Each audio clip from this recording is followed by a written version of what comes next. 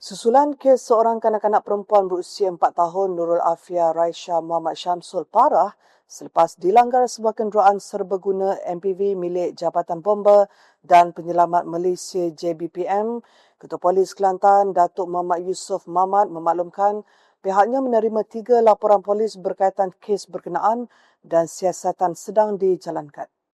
Jadi kita siasat di bawah Seksyen 43 dulu, di bawah trafik lah.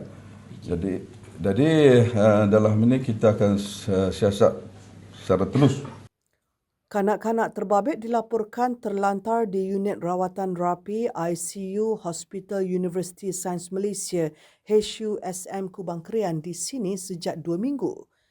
Memetik harian Metro, Nurul Afia Raisha mengalami kecederaan parah pada bahagian abdomen selain patah bahu kanan, tulang selangka dan tulang rusuk selepas dilanggar pada 3 Januari lalu sekitar jam 10.45 pagi ketika menyertai program Hari Keluarga JBPM di sebuah resort di Bacok.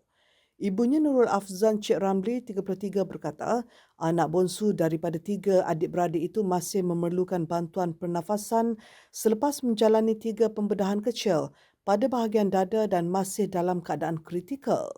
Dia yang juga anggota JBPM di Pahang berkata, ketika kejadian anaknya sedang bermain di kawasan Padang, tempat berlangsungnya acara sukan rakyat sebelum dilanggar MPV jabatan yang sedang mengundur dan dipandu anggota bomba.